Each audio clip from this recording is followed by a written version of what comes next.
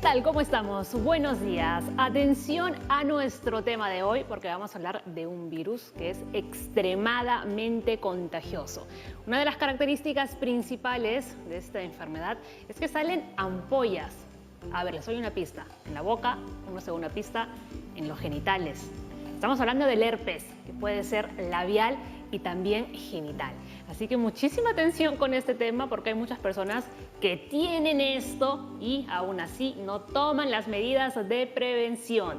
También vamos a hablar del herpes zóster, que en realidad no tiene mucho que ver con el herpes tradicional, ¿no? El convencional. Aquí lo vamos a averiguar en qué se diferencia y por qué suele atacar más a los adultos mayores. Empezamos.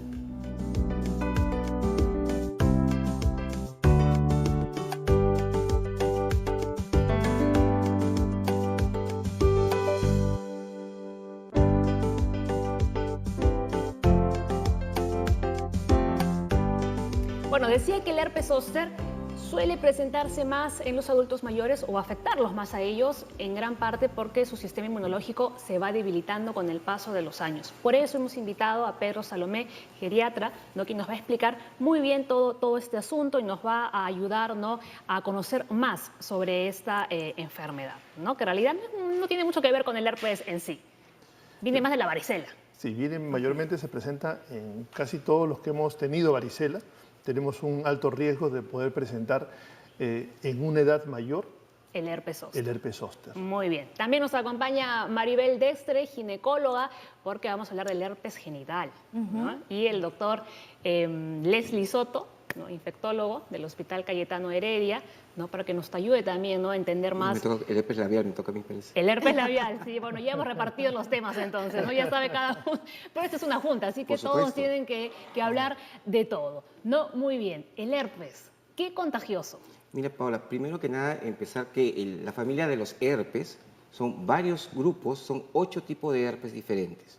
El herpes tipo 1, que es el labial, el herpes tipo 2 es el genital, el herpes tipo 3 es el herpes zóster, es diferente. Y de ahí viene el 4, que está el Epstein-Barr, citomegalovirus, el herpes 6, el herpes 7 y el Kaposi.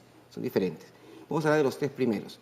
Los herpes son virus que van a atacar a cualquier persona. Usualmente el humano es el único reservorio. Y la forma de presentación es lesiones ampollares vesiculares que van a estar en la zona del contacto. Usualmente el herpes 1 va en la parte labial, el herpes 2 va a la parte genital y el herpes 3 es el virus varicela zóster. La varicela es la primera parte de la infección que uno le da de joven y luego este virus tiene la propiedad de dormirse en el ganglio. Se duerme y cuando se despierta aparecen nuevas lesiones. En el caso del herpes labial se va a despertar ampollitas en la boca. Claro, ¿no? Entonces este herpes zóster puede permanecer dormido años y nunca de despertarse, años, ¿no? Sí. Exacto, tiene que ver mucho con el sistema inmunitario. Es por eso que algunos pacientes con enfermedades crónicas, con otras enfermedades de transmisión sexual, pueden tener brotes mucho más frecuentes, porque eso no tiene una cura, tiene un manejo. Y se maneja cuando aparecen las lesiones. Inclusive el tratamiento puede darse por largo tiempo para evitar el rebrote. Claro, ¿no? Eso es importante, saber que realmente no tiene cura y que solo es un tratamiento paliativo, ¿no? A ver, atención con esta info. El herpes es una infección vírica, como decía al inicio, muy contagiosa. Puede aparecer en el labio, la cara, los genitales o también en el ano incluso, ¿no? El virus del herpes puede quedar latente sin presentar síntomas y aparecer cuando hay un debilitamiento en el sistema inmunológico. El herpes zóster es causado por el virus de la varicela, provoca erupciones dolorosas afectando solo a un lado de la cara o solo a un lado del cuerpo si es que aparece. Luego más adelante, Pedro, nos vas a explicar por qué solo aparece a un lado, ¿no? Muy bien, vamos de inmediato. ¿Cuánto tiempo de incubación tiene el virus del herpes una vez que nos han contagiado? Bueno, usualmente la mayoría de virus tiene entre 1 a 2 semanas de incubación. Eso implica que después de esto pueden aparecer las lesiones como que pueden no aparecer, pero ya la persona lo va a tener. Entonces la persona comienza a tener lesiones como bolitas de agua que comienzan a quemar o arder en esa zona. Lo más frecuente, por ejemplo, son las bolitas que están justo en la línea del labio, como pueden ver en las imágenes. En la línea del labio, ahí aparece el herpes 1, que son lesiones vesiculares que van apareciendo poco a poco. Y mucha gente lo confunde con muy calentura, mal, ¿no? lo confunde con que son calenturas como quemazón del estómago, O a veces como parecen que le hasta mordió la granitos, araña. ¿no? A veces parecen hasta granos. Claro. Lo malo, por ejemplo, cuando dicen que parece que le mordió la araña, mucha gente agarra una cuchara caliente de madera que se usaban para hacer el arroz y ¡pam! Se lo plantan ahí en la boca para matar los huevecillos de la araña. Y realmente lo que están haciendo es haciendo más herida y más lesión en esa zona. Al contrario. El herpes brota varios días y tiene un ciclo que en una semana ya desapareció. Entonces se recomienda dar tratamiento cuando comienza a aparecer, porque el tratamiento lo que va a hacer es acortar el tiempo de brote. Entonces, si la gente va a tener 7 días, con el tratamiento va a tenerlo 4 o menos días. Ahora, que quede claro, puede que tengamos nosotros las lesiones un tiempo determinado, pero el virus va a quedar en nuestro organismo ya de por vida. Sí, duerme en el ganglio y cuando baje las defensas, sale y vuelve a brotar. Muy bien. Eso sucede. A ver, por ejemplo, en la parte de los genitales, las lesiones también aparecen inicialmente como unas lesiones ampulares, o sea, como unas ampollitas. Y antes de eso, una semana antes, la paciente se siente como si tuviese fiebre, escalofríos, Como un cuadro de si gripe. se fuese a resfriar, exactamente, como si fuese un resfrío común. Y luego de eso hay aparición de lesiones, ardor en la zona de los genitales, que a veces se confunde con infecciones urinarias, se confunde con infecciones por hongos. Pero es importante que si tienes alguna lesión, acudas inmediatamente con tu médico. Como dijo Leslie, podemos dar medicación y esto puede que no se propague, que no avance o que no te dé sintomatología, que vaya a evitar que sigas trabajando, que sigas estudiando y se dan las medidas preventivas del caso. O sea, en ese tiempo no deben de tener relaciones sexuales. Claro, ¿no? Ahora, el herpes en el caso del labial puede aparecer a cualquier edad, ¿no? Entre los niños, los adultos mayores también, ¿no? También pueden presentar el tipo 1 y el tipo 2. No es tan frecuente, pero sí vienen pacientes con esas molestias y, como bien dice Leslie, lo atribuyen a otras causas y tratan otras cosas, cuando lo importante es tomar un antiviral y poder corregirlo para que no comprometa más su sistema defensivo. Muy bien. Vamos a ver cuáles son las formas de contagio en el caso del herpes tipo 1, ¿no? Este tipo de herpes, el tipo 1, el labial, ¿no? Se transmite a través del contacto directo de piel a piel. Puede manifestarse a través de ampollas molestas que provocan picazón o quemazón en la zona afectada. Además de los besos, con simplemente besar a una persona en el cachete, ¿ya le podríamos contagiar el herpes? Tiene que haber una zona, nuestra piel es el órgano más grande que tenemos y es el órgano que nos ayuda a protegernos. Entonces, si la piel está indemne, está sana, no tiene por qué un simple beso causarte una infección. Si esa piel está lesionada, hablemos de los genitales en este caso. Si hay fricción, si hay irritación, si hay depilación previa y hay contacto con una persona que tiene herpes, esas pequeñas lesiones, esas microabrasiones, porque la piel está es sensible. una puerta abierta. Ya está rota, ya no está indemne. Entonces está abierto para que pueda entrar el virus. Y si tu sistema de defensa está bajo, haces de todas maneras la enfermedad. Claro, ¿no? Y en el caso, por ejemplo, de una persona que tenga muchos granos en la cara y le besan a alguien que tiene herpes. Como dice Maribel, la idea es que esté la piel, que haya una rotura en la piel para que pueda ingresar. Por eso digo, si alguien tiene acné, podría ser, digamos, Todo una es puerta de es entrada. una probabilidad de ingreso. Una de las formas bien simples es que yo tenga herpes labial, agarre la cuchara de mi bebé, pruebe la comida, le dejo todos los virus en la boquita y suave, se lo inoculo sin querer queriendo. O sea, con los cubiertos, los vasos. Así es. ¿Y de qué otra forma uno podría transmitir el virus, además de eso? Si te das cuenta, mucha gente, por ejemplo, tiene la mala costumbre de agarrarse la cara todo el día. Ajá. Entonces a mí me da un beso acá, con salivita y todo, yo puedo estar gracias acá y me estoy pasándome. Paso, es la forma más simple de pasarlo y bien inocente la forma. De verdad, o sea, ni que siquiera sí. tener muchas parejas, simplemente alguien te puso un beso acá y te lo pasaste tranquilamente, te lo inoculaste. ¿No? En el caso del herpes tipo 2, que es el genital, es una enfermedad de transmisión sexual. Así es, se considera una enfermedad de transmisión sexual definitivamente. El sexo por acá, por favor. ¿Cómo evitar? Sí, por acá. ¿Cómo evitar esto? Se dice que parejas que son monógamas entre sí, no estamos hablando de uno es monógama y el otro tiene un montón de parejas, ¿no? Monógamas entre sí no van a tener enfermedades de transmisión sexual, no tendrían por qué tener enfermedades de transmisión sexual. Entonces, mantener una sola pareja va a evitar que te contagies de enfermedades de transmisión sexual. Antes, nuestros profesores nos decían, el herpes 1 es de la cintura para arriba y el herpes 2 es de la cintura para abajo. Pero esto ya está variando. Se ve que pacientes que tienen sexo oral y tienen lesiones en la boca podrían hacer un herpes genital por el herpes 1. Sí. Y Y al viceversa. revés. Y viceversa. Así que hay que tener mucho cuidado, examinar bien si hay este tipo de lesiones, evitar dar besos, y evitar tener relaciones sexuales orales, anales, vaginales, etcétera, ¿no? Porque si no vamos a contagiarnos, vamos a enfermar. Claro. Tú, Maribel, como ginecóloga, ¿hay alguna probabilidad de que una gestante con herpes genital en el momento del parto pueda contagiarle el virus al recién Sí. nacido? Si nosotros evaluamos a la paciente y tiene en ese momento el brote, no debe tener un parto vaginal, porque el bebé se va a contaminar de todas maneras. Entonces tenemos que conversar con la paciente, explicarle los riesgos y optar por una vía alta, o sea, hacer una cesárea para evitar que el bebé se contamine. Ujú. Ahora, si una persona que tiene herpes se está tocando la zona afectada y luego se rasca otras partes del cuerpo, ¿podría diseminar, digamos, las ampollas o las lesiones? De poder podría, no es lo frecuente. O sea, no es que se contagie. No es tan frecuente. O sea, si alguien está muy debilitado, con defensa demasiado baja, podría tener una probabilidad de infección, pero no es lo usual. Usualmente se queda, porque la idea es que entra acá, se mete al ganglio, ahí se duerme y vuelve a aparecer nada más. Y ahí bien queda. simple. Ajá. Ajá, no es que va a ir por todo el cuerpo, ¿no? Para tranquilizar también Sí. a la audiencia. Vamos a hacer nuestra primera pausa en Junta Médica. Al volver, Aura, la reportera, ha salido a la calle, ¿no? Ha recogido muchísimas preguntas, ¿no? De los transeúntes. Así que cuando regresemos, las contestan. ¿Les parece? Perfecto. Vamos a por ello.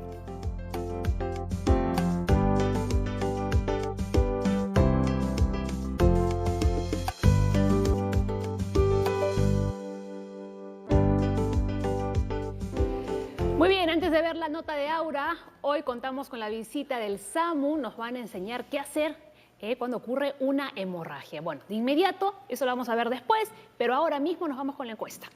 Hola, esta ruta de la salud empieza en el Parque del Amor, porque el día de hoy vamos a hablar sobre herpes. Queremos conocer cuáles son las dudas y preguntas que tienen las personas, ya estén solteras o en pareja, sobre este interesante tema. Así que vamos en busca de ella.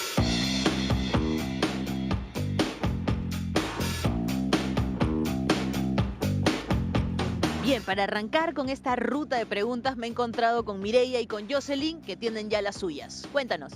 ¿El herpes tiene cura? Excelente. ¿Cuántos tipos de herpes hay? Bien, ahí están nuestras primeras preguntas. Nos hemos encontrado con Paolo y nos va a hacer una pregunta. ¿Por qué se asocia el herpes con el VIH? Excelente. Muchas gracias, Paolo.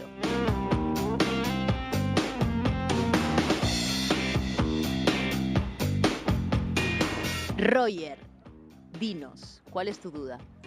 ¿Cómo puedo prevenir el virus del herpes? Muchas gracias. Ahí está.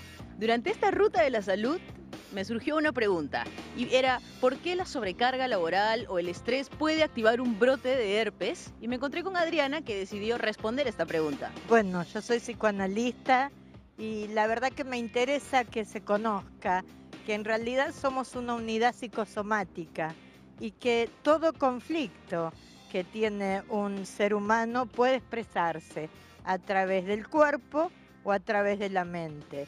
Y que muchas veces se dice estrés, los médicos, algo demasiado generalizado. Que lo interesante es que los psicoanalistas podemos percibir a través de el registro del inconsciente cuál es el conflicto específico que hace que esa persona produzca una enfermedad que siempre es psicosomática. Muchísimas gracias, Adriana. Veremos qué es lo que nos comentan los doctores al respecto.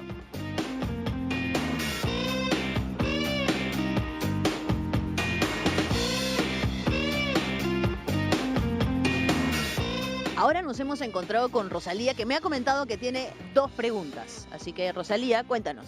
Sí, ¿es cierto que la varicela puede generar herpes? La primera. Y la segunda, bueno, sería, ¿el herpes oral solo tiene como causa las relaciones sexuales? Muy interesante, Rosalía. Muchísimas gracias. Nuestras preguntas. Siguiendo con nuestra ruta de preguntas, estamos con Alison. Cuéntanos, Ali. Buenos días. ¿Cómo se contagia el herpes zóster? Buena pregunta.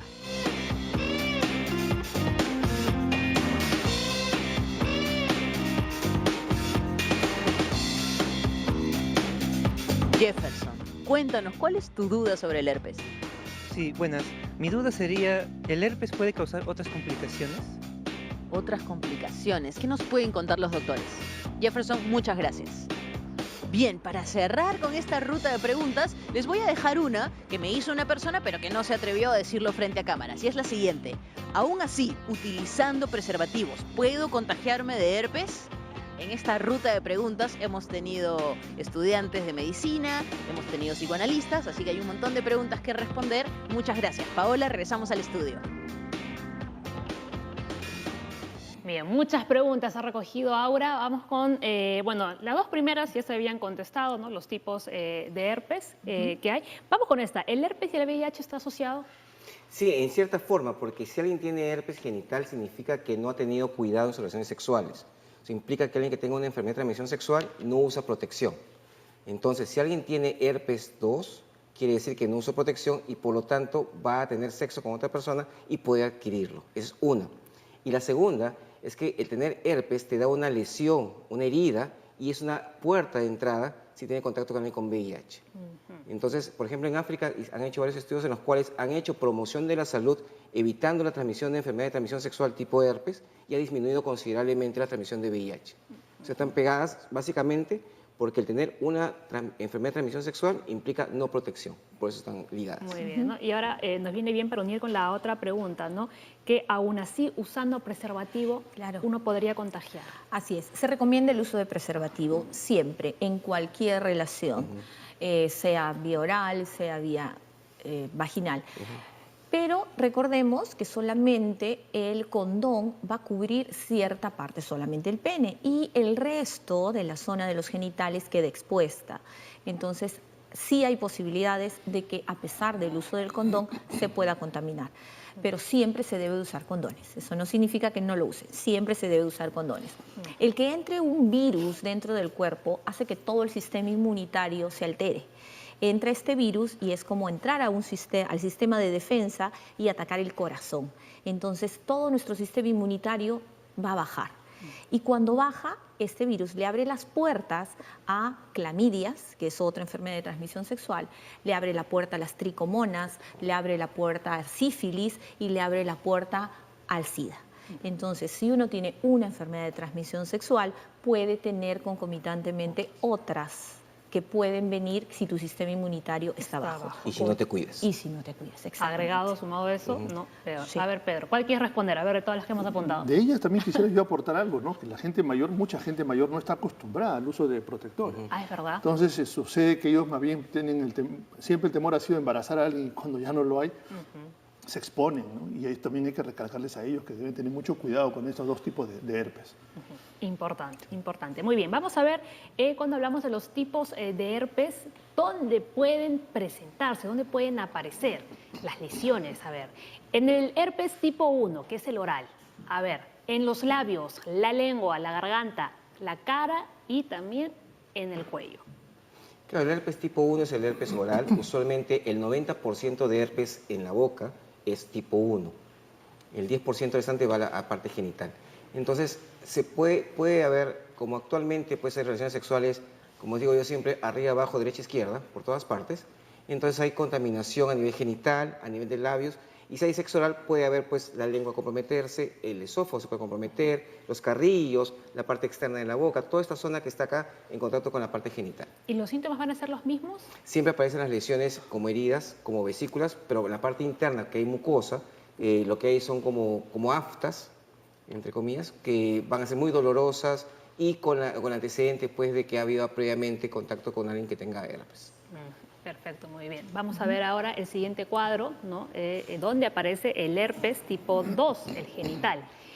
En el caso de las mujeres, en la vulva, la vagina, el cuello uterino y en el ano. En el caso de los hombres, también en el ano, el pene y el escroto. Así es. El herpes es una enfermedad de transmisión sexual. Entonces, va a estar expuesto la zona de los genitales.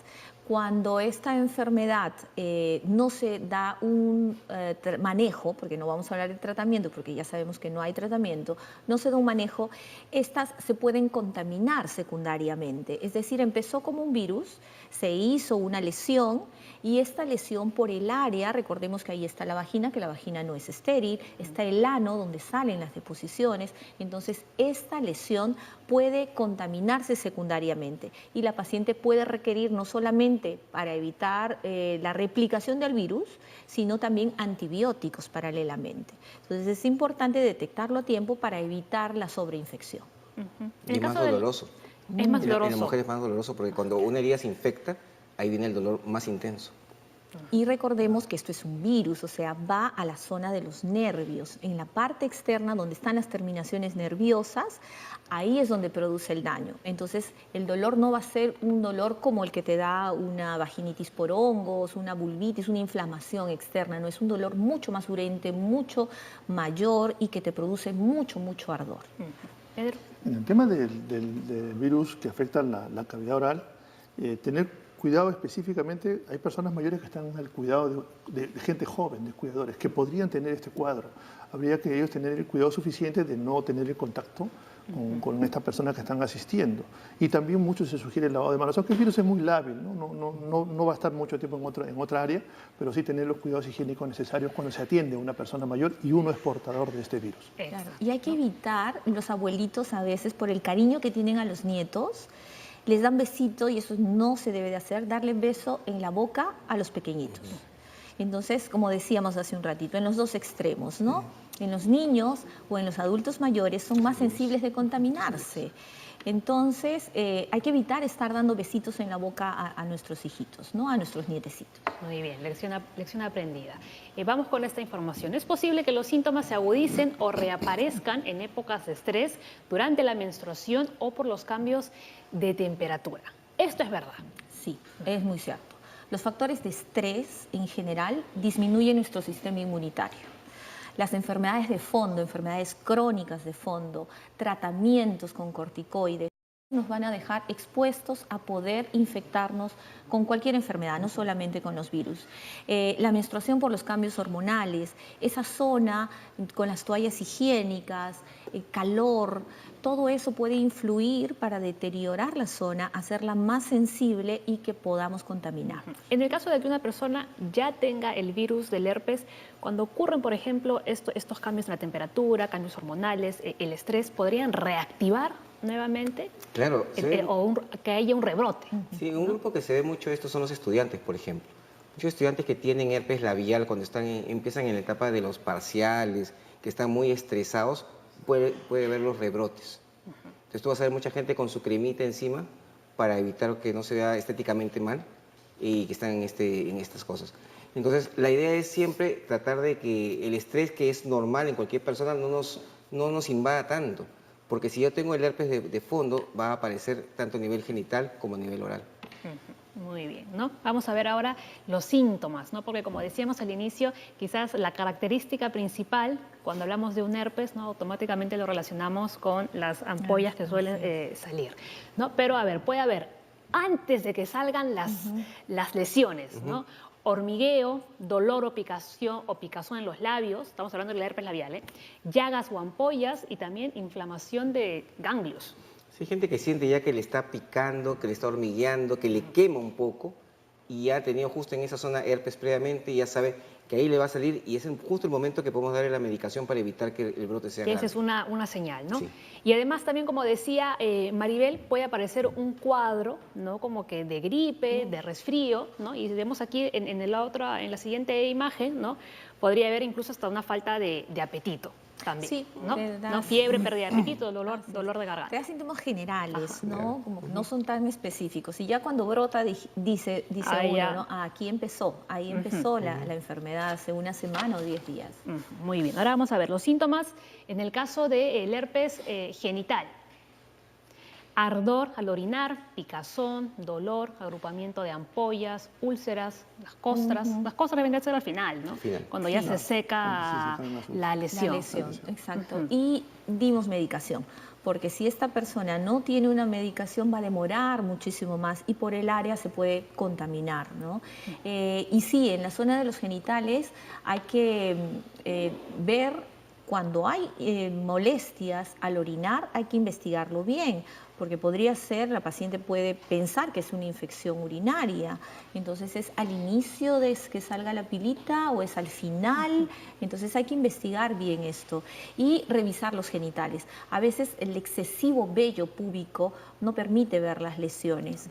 Entonces, mantener una adecuada higiene, ser monógamos, va a evitar que nos contaminemos no solamente de este virus, sino de otras enfermedades más, ¿no? también. Sí, quería aprovechar ya que estamos hablando del herpes. Cuando alguien tiene una lesión genital, tipo úlcera o una herida, son 3 cosas que buscamos. Uno que es herpes, sífilis y chancroide. Para diferenciarlo, el herpes duele. Es el que va a doler siempre. Pero las lesiones que no duelen, donde está sífilis y chancroide, también requieren tratamiento.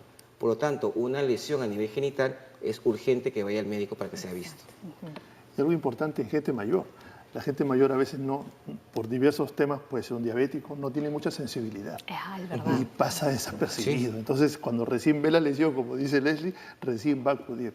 A la mínima lesión o al mínimo síntoma, siempre es bueno estar evaluándose por el médico tratante. Ajá. ¿Y cuáles serían las complicaciones de no acudir al médico y dejarlo pasar y automedicarse? Las infecciones es una de ellas, ¿no? Que se infecte, que le dé una piodermitis, o sea, ya una infección por una bacteria, que pueda, si el sistema inmunitario está bajo, no solamente quedarse en piel, sino avanzar, hacer una septicemia. También vemos que algunos de estos virus pueden causar problemas respiratorios concomitantemente. En una mujer gestante, por ejemplo, en una mujer gestante donde el sistema inmunitario de por sí está deprimido porque necesitamos que siga creciendo el bebé, podemos contaminarnos no solamente del herpes, sino que este herpes puede infectarse, puede infectar a bebé y pueda complicarse, ¿no? Sí, claro. Y en los adultos mayores En también. las personas mayores vamos a tener un grupo de ellos que van a tener insuficiencias respiratorias, renal, hepática, cardíaca, y en algunos casos toman corticoides en forma permanente. Pacientes que tienen dolor, usan corticoides, van a disminuir su defensa y la inmunidad propia de la persona mayor no es que esté alterada, bueno, está alterada en el sentido de que tiene una capacidad de respuesta más lenta, ¿no? Claro, ¿no? Muy bien. Pausa en Junta Médica. Al volver vamos a conocer cuáles son los tratamientos para el herpes tipo 1 y tipo 2 y también vamos a conocer en qué consiste el herpes zóster. Ya regresamos.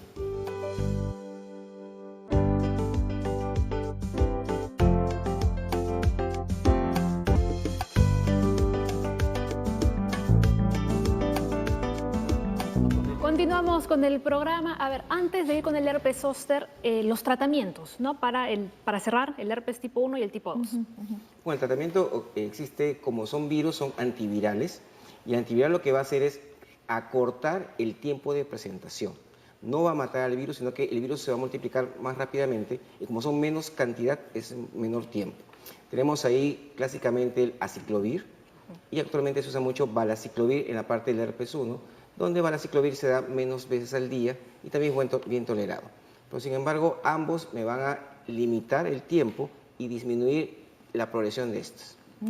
Igual es para genital, el herpes genital, se utiliza estos medicamentos para evitar la replicación del virus y se puede utilizar por una semana, se acorta el tiempo de la enfermedad, pero también hay pacientes que tienen recidivas, entonces se tiene que usar por meses el tratamiento, ¿no? Para evitar que vuelva a ser otro brote. ¿Y los pacientes que ya tienen el virus deben estar acudiendo cada cierto tiempo? Si hay alguna lesión, sí, manejar su peso, manejar su alimentación, evitar enfermedades concomitantes que vayan a bajar su sistema inmunitario. Lo que pasa es que cuando tú tienes herpes, ya tienes la probabilidad de que te vuelva a rebrotar. Te puede volver a rebrotar al mes, a los 2 meses, a los 6 meses, al año, o en 5 años, o jamás en toda tu vida. Pero hay gente que tiene por lo menos una vez al mes. Entonces, en ese grupo de pacientes lo que hacemos es damos lo que se llama profiláctico, o sea, le damos el tratamiento para evitar los brotes y vamos chequeando cada cuánto tiempo de este profiláctico que le estamos dando nos sirve para evitar que le brote y vamos chequeándolo constantemente. Muy bien, perfecto, nos ha quedado muy claro y ahora sí vamos con el herpes zóster y para ello tenemos esta información. El herpes zóster o culebrilla es una enfermedad viral que aparece como una reactivación del virus de la varicela. Tenemos más información. A ver, vemos el otro dato. El zóster es más frecuente en los adultos mayores debido a que el sistema inmunológico se debilita y aumenta la dificultad para combatir las infecciones. Un gran grupo de nuestras personas mayores ha tenido en su niñez varicela. Y como bien lo hemos estado manifestando durante la conversación, esta queda alojada en algunos ganglios. Por eso de que cuando ellos van a ver la lesión va a ser que a partir de ese ganglio va a tomar todo un nervio. Y se va a ver en una lesión en un área del tórax mayormente, que puede afectar en muchas partes del cuerpo. Y se reactiva. Diversos factores, baja la inmunidad, estrés, y aparece y el tema no es tanto la lesión, sino el dolor que va a producir después, porque se va a producir probablemente una neuralgia posherpética. Es un dolor después de la lesión. Muy bien. Ahora, ¿por qué siempre aparece en el caso de la lesión a un solo lado del cuerpo? Bueno, el cuerpo se va a dividir como si fuese un pan de molde. Cada zona se llama dermatoma. Y el nervio donde se aloja está justamente en un nerviecito que agarra un solo dermatoma. Entonces yo tuve varicela y se alojó en el dermatoma que agarra justo esta zona que está acá. Y a la hora que aparece el herpes zóster, el zóster, vuelve a aparecer ahí las lesiones. Entonces, las personas que hemos tenido varicela, tenemos probabilidad de hacer zóster más adelante. Por eso que los adultos mayores tienen más chance porque ya lo tuvieron hace más tiempo. Las otras personas que pueden tener zóster son gente que tengan, por ejemplo, uso de corticoterapia crónica, gente que está con cáncer y está en quimioterapia, personas que están trasplantadas, que le están dando inmunosupresores. Cualquier evento que haga que las defensas bajen va a hacer que pueda rebrotar esta segunda parte, que no es una enfermedad única, sino es la segunda parte de algo que está apareciendo porque las defensas bajaron. ¿Cómo empieza el herpes zóster? Primero ¿cuáles son los primeros síntomas que empiezan a aparecer? Primero que no puede dar ningún síntoma. Que ese es lo más difícil con gente mayor. Siempre hemos dicho que existe una característica diferencial de la presentación de enfermedades en personas mayores, que no da dolor, no da ningún síntoma y de pronto aparecen las lesiones. Pero sí, como hemos venido manifestando, ¿quiénes estarían más expuestos? Los que están tomando justamente medicamentos para bajar la defensa, como por ejemplo los corticoides, pacientes con insuficiencia renal, pacientes con insuficiencia cardíaca, insuficiencia respiratoria, hepática, van a estar más expuestos a ello. Y finalmente cualquier persona mayor que tenga una situación de estrés, como un duelo, una pérdida de algún familiar o un alejamiento, un cambio de vivienda, puede afectarse en este sentido y bajar su defensa y aparecer esta lesión, como se dice, la segunda parte de la varicela, ¿no? Exacto, de lo que ya tuvo antes. En el caso de que el herpes zóster aparezca en un adulto mayor, ¿cuáles serían las complicaciones en la salud de esa persona? Se va a descompensar de las demás enfermedades que tiene. Mayormente si es un diabético va a también afectarse en su tratamiento integral que viene recibiendo. Va a tener que cambiarse su dieta, va a tener que, en algunos casos hasta va a requerir de un internamiento porque puede hacer un cuadro de celulitis posterior a esta infección de la piel. Yo, por ejemplo, en ginecología he visto, ¿sabes? La ventaja que tenemos nosotros los ginecólogos es que vemos a la mujer en todas las etapas de su vida. Entonces, cuando tenemos a pacientes que están en la perimenopausia o posmenopausia que pueden sufrir el herpes zóster, a veces empiezan con dolores intensos en la zona de la mama que pueden confundir con alguna lesión en la mama, fibroadenomas, etcétera, etcétera. Pero cuando tú examinas bien a la paciente, ya vas viendo que hay una zona enrojecida y algunas vesículas. Entonces puede ser un inicio de la enfermedad, esto que te da como hincaditas en la zona de la mama. Y a veces se complica y hay que dar tratamiento con antibióticos por la zona donde se encuentra. Y otro tema muy importante es el manejo de este dolor que puede quedar posterior, ¿no? Como ginecólogos diagnosticamos, le podemos dar el tratamiento y luego enviamos a unidad del dolor o a médicos especializados para que den un tratamiento de largo tiempo para evitar el compromiso que da después de esta lesión. Es un virus que ataca el nervio y este nervio, cuando queda lesionado, te produce dolores muy intensos por corto o por mucho. Incluso después de haber desaparecido las lesiones. Así es. No puedes tener lesión, pero te queda el dolor. Ahora, una vez que estas lesiones, digamos, están activas, ¿pueden contagiar? ¿El herpes zóster se puede contagiar? No va a contagiar a otra persona como zóster en sí, podría contagiar para que le dé varicela a otra persona, porque es el virus que la primera parte es la varicela. Sí podría en personas que no están bien inmunizadas o personas pues, que han bajado sus defensas por alguna de las causas que hemos mencionado. Sí podría. Sí, lo otro que hay que recalcar es que, como mencionan, es que el dolor posherpético es después del herpes. Entonces, al inicio el paciente tiene un montón de lesiones, lo malo es que se rasca y al rascarse se infecta, zonas de celulitis extensas, y después viene la parte del dolor. Este dolor puede durar 1 mes, 2 meses, 1 año o toda la vida. Entonces el dolor posherpético es una entidad que va a deteriorar a la persona, la va a hacer bastante discapacitada, por decirlo así, porque duele demasiado para poder trabajar, para poder hacer sus cosas, y el manejo temprano, eso sí mejora bastante la aparición de este dolor. Claro, ¿no? Una vez que el dolor ya lleva muchísimo tiempo y no se puede, es más difícil. No se puede tratar, es más complicado. Es más complicado. Apoyándome en lo que dice Leslie, es importante que el paciente no soporte el dolor. Que se, hablando en términos simples, que se aborte ese dolor, que se corte ese dolor, porque la persona dice, no, voy a soportar un poquito más, y se va instalando, y después el tratamiento es mucho más difícil con ellos. O sea que en este caso, o sea, si duele, ir de inmediato, ¿no? Si lo dejamos pasar, empeoramos incluso hasta el tratamiento. Claro, cuando termina la parte del tratamiento para el brote, preguntas, ¿qué siente? ¿Le duele? ¿Le fastidia? ¿Le molesta? Y eso tenemos que cortarlo de raíz. Muy bien. A ver, vamos a ver cuáles son los síntomas del herpes zóster, aunque ya lo han estado comentando los doctores. El dolor, ardor, entumecimiento, sarpullido, ampollas, picazón, ¿no? Los síntomas son parecidos a los del herpes oral y genital. Sí. Como son de la misma familia, tienen algo muy similar en su forma de presentación. Solamente que la presentación es en lugares diferentes, con ciertas características ya de especialidad, si quieres hacer algún tipo de diferencia, porque el herpes 1 y el 2 también puede aparecer en la piel, pero su distribución es diferente. Y a veces mucha gente... El herpes zóster aparece usualmente 1 vez en la vida, pero puede aparecer 2 veces o 3 veces en gente demasiado debilitada. Puede. No es lo usual. Pero hay gente que dice, acá me salió mi herpes, y eso es un herpes 1 o un herpes 2. Son diferentes tipos de presentación. Muy bien. Ahora, ¿hay una vacuna para el herpes zóster? La vacuna que se promueve, que se aplique en personas para evitar que les dé el herpes zóster, es aquellos a los que, por sentido común, no les ha dado todavía el herpes zóster.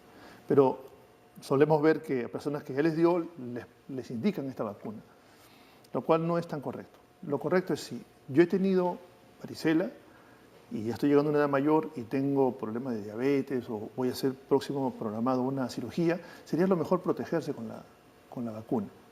La vacuna es justamente para evitar que aparezca este herpes zóster. Muy bien. ¿Es una sola dosis? Es una sola vez que se puede aplicar. Muy bien. Ahora, ¿cómo saber si hemos tenido o no varicela de pequeños? Claro, no preguntándole a la mamá. Pero si la mamá tampoco se acuerda. Se hace un examen de sangre. En el examen de sangre hay unas sustancias para cada enfermedad, por ejemplo, en este caso varicela, donde se llama IgM, significa que me dio en los últimos 6 meses, IgG más de 6 meses. Entonces pedimos un examen de varicela IgG. Si sale positivo, quiere decir que me ha dado antes. Entonces ya tengo la seguridad que me dio varicela. Muy bien. Ahora, ¿se puede prevenir? A ver, las formas de prevención, el herpes tipo 1 y tipo 2. La forma de prevención directa sería con alguien que tenga una lesión, evitar tocarlo directamente. Si alguien tiene pues, una lesión a nivel labial, no besarlo en ese momento, esperarse después para cobrarse los besos. Y en la parte genital, esperar que termine el brote de lesiones. No, porque a veces, aún habiendo lesiones, continúan con las relaciones sexuales. Sí, ¿no, sí. Exacto. Eso se debe de evitar. O sea, si yo veo que los genitales están lesionados, yo como persona no voy a permitir tener una actividad sexual. Y la otra pareja, si en realidad me quiere, me estima, me adora, no va a exigirme tener a mí una relación sexual cuando tengo lesiones en los genitales. Entonces, primero hay que evaluar, saber qué se tiene y dar un manejo adecuado en ese momento. Otra cosa que a veces nos preguntan los pacientes es si la ropa interior puede contaminar, los baños si los baños públicos, sauna, si las toallas, el sauna, la piscina. Este virus solamente vive y se alimenta cuando está dentro del cuerpo. Cuando está fuera, por ejemplo en las sábanas y queda ahí, muere. Entonces, no es que por esto se vayan a contaminar. Eso que dice, no, yo solamente estoy contigo, mi amor, y tú eres mi única pareja, pero empieza con herpes zóster, perdón, con herpes 1 o 2, podría haber tenido relaciones sexuales con otras parejas que están contaminadas. Y en el caso del herpes zóster, bueno, a los profesionales que atendemos, a las personas mayores, preguntarles si han tenido varicela, preguntarles si han tenido herpes, porque vamos a estar muy probablemente después frente a un rebrote de estos cuadros. Y a las personas mayores que tienen estas lesiones, inmediatamente actuar para no acostumbrarse a ese dolor. Perfecto, muy bien. Todavía no se van, se quedan, porque viene el SAMO. Pausa y regresamos.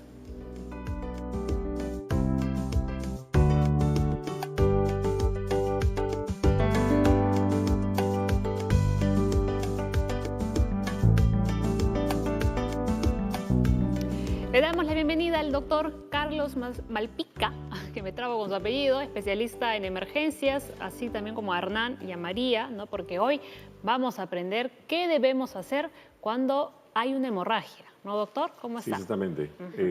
Una de las emergencias más frecuentes en el hogar justamente son los cortes.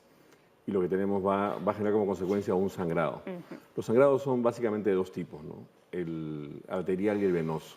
¿Cómo lo diferenciamos? El venoso resuma, llora, Chorrea, es constante, ¿no? y el arterial, sin embargo, es a borbotones, ¿no? O sea, chijetea.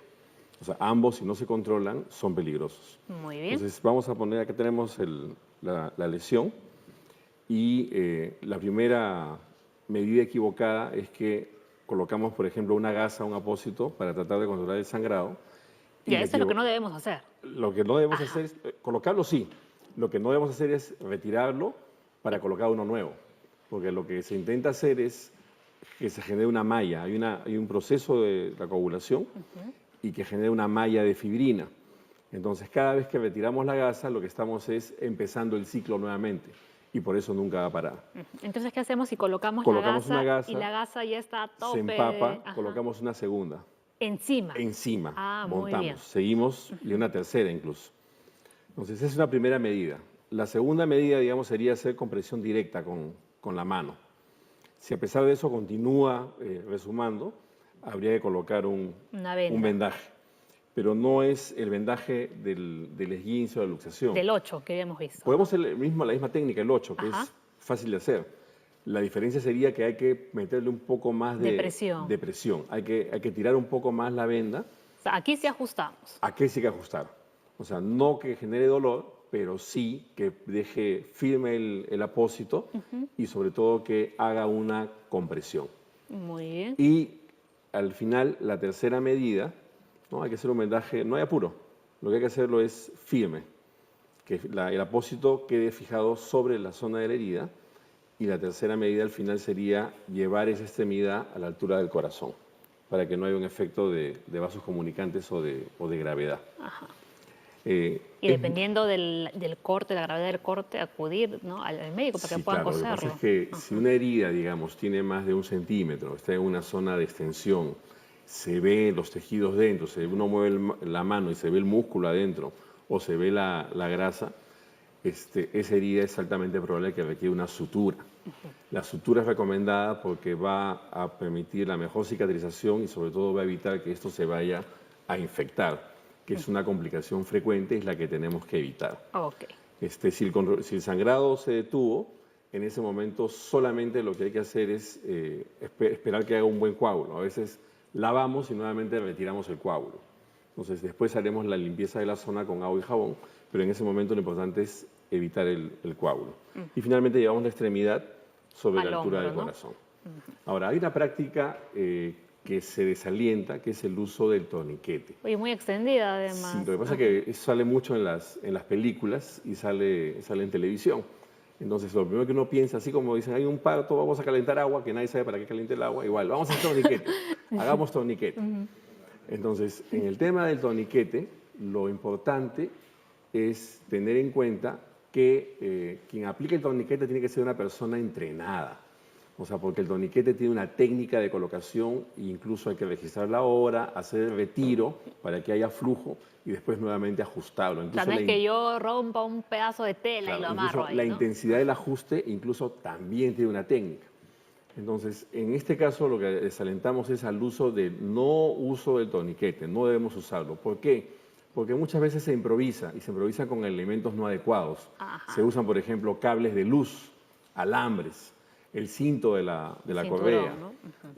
Tela y el ajuste que se hace es, digamos, a veces es extremo y lo que se genera más es daño superficial de la piel que contención de la hemorragia, que es la finalidad.